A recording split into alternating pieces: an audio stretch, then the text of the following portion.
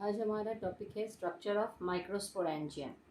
Last class में हम लोग डिस्कस किए थे माइक्रोस्पोरेंजियम कहाँ पे रहता है। हम लोग जानते हैं कि नॉर्मली कि एंथर जो होता है वो बाइलोब्ड होता है। ईच लोब में 2 थिकाज रहते हैं, तो इन अ होल एंथर हम लोगों को 4 थिका देखने को मिलता है। हर एक थिका के कॉर्नर में हम लोगों को क्या देखने को मिलता है? माइक्रोस्पोरेंजियम। तो एक एंथर में we are going to get 4 microsporangium. तो हर एक थीका में अगर एक माइक्रोस्पोरेंजिया रहता है तो 4 थीका में हम लोग को 4 माइक्रोस्पोरेंजियम देखने को मिलेगा। सो ये जो माइक्रोस्पोरेंजियम है इसका हम लोग आज टीएस सेक्शन देखेंगे, मतलब ट्रांसवर्स सेक्शन ऑफ माइक्रोस्पोरेंजियम आज हम लोग क्लियर करेंगे। तो माइक्रोस्पोरेंजियम जो है वो उसका जो शेप है वो नियरली जो शेप है वो सर्कुलर शेप का रहता है। ओके, एंड वो सराउंडेड रहता है 4 वॉल से। पहला वॉल को हम लोग बोलते हैं epidermis, the second one is known as endothecium, third one is known as middle layer and the fourth one is tapetum. So हम लोग का माइक्रोस्पोरेंजियम जो है वो 4 वॉल लेयर से घिरा हुआ हालत में रहता है और 4 वॉल का चारों वॉल का नाम बहुत इंपॉर्टेंट है। First one is epidermis, next endothecium, third one is middle layer and fourth one is tapetum. इसमें से number 1, 2 and 3 means epidermis, endothecium और जो मिडिल लेयर होता है, इन तीनों का फंक्शन जो है वो सेम है। क्या फंक्शन है? इन तीनों का फंक्शन है प्रोटेक्शन देना। किसको? ऑब्वियसली पोलन को प्रोटेक्शन देना और डेहिसेंस में जब एंथर का डेहिसेंस होता है और पोलन रिलीज होता है उस समय ये तीनों लेयर बर्स्ट आउट होते हैं और पोलन रिलीज होकर एटमॉस्फेयर में बाहर जाता है। ओके, जो चौथा वाला लेयर और जो इनर मोस्ट लेयर है, ठीक है, उसको हम लोग बोलते हैं टेपेटम।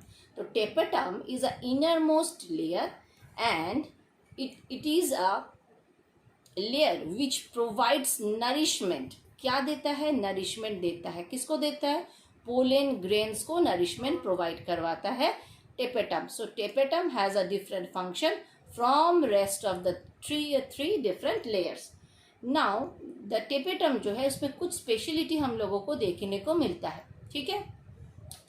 सो टेपेटम का जो साइटोप्लाज्म होता है वो बाकी सब सेल से बहुत ज़्यादा डेंस रहता है और नेक्स्टली टेपेटम का एक बहुत वाइटल फंक्शनिंग रहता है।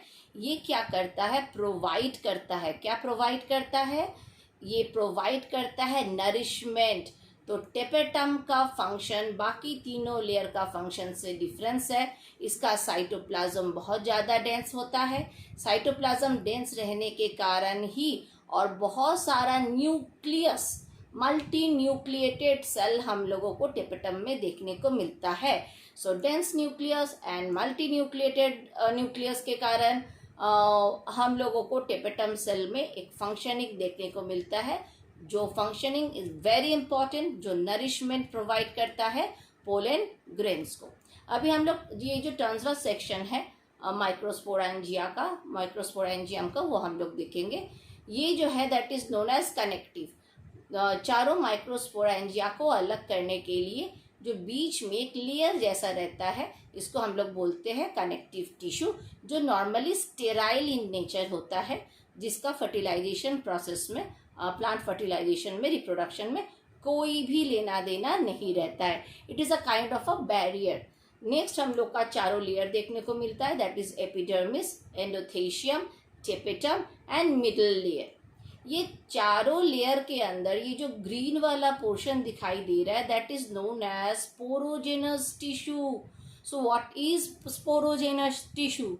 नॉर्मली एंथर जब यंग रहता है, रिमेंबर एंथर जब यंग रहता है, a group of homogenous cells, ये चारों लेयर के अंदर a group of homogenous cell can be seen in a young anther. These group of homogeneous cells are known as sporogenous tissue. So for this class till here.